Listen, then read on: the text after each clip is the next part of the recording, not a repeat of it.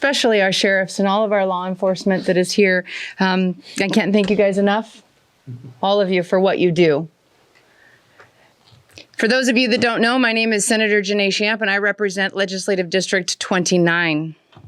And I sponsored SB 1231 this session to make it illegal by state law to enter our country from a foreign nation at any other point other than a lawful port of entry.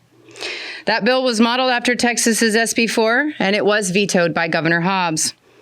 I'm proud that we're including much of that language in the Secure the Border Act so that we can send this to the ballot, to the citizens, we the people. They will have the chance to decide whether to do something or sit back and watch as our country deteriorates from border-related crimes and the influx of illegals too large for our cities to handle.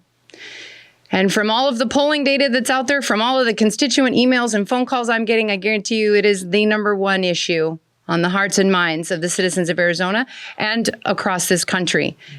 Every state is a border state.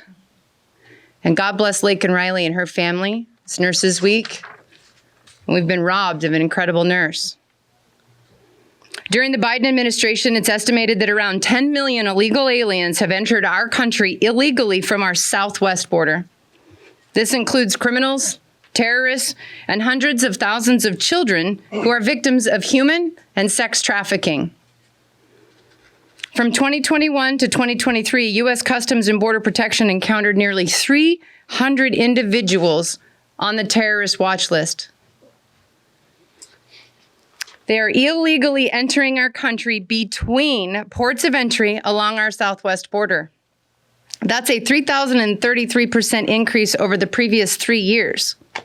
Let that sink in. 3,000. This percentage increase of terrorists that want to come into our country are here to murder Americans and destroy America. And they're entering right through our southern border. During this time, the number of unaccompanied minors illegally crossing the southwest border reached 400,000. Most are victims of human and sex trafficking, and that should horrify everyone in this room and everyone watching at home. Meanwhile, the amount of fentanyl seized at our border has almost tripled, amounting to billions of doses of fentanyl. Even a single dose can be deadly.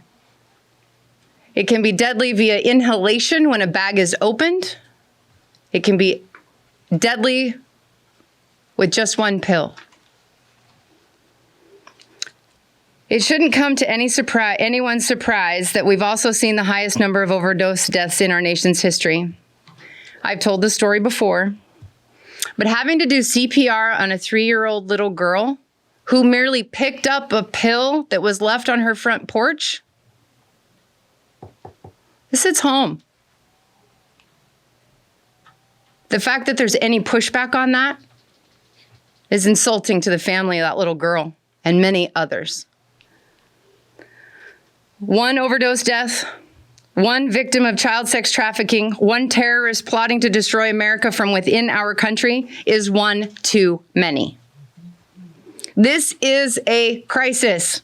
Let me repeat that. This is a crisis. And these numbers will not be ignored.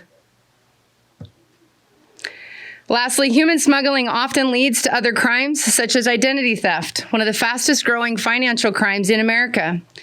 It has impacted tens of thousands of Arizonans over the last few years. Other crimes include document fraud and benefit fraud, which become the unfair burden of Arizona citizens, hardworking, tax-paying citizens.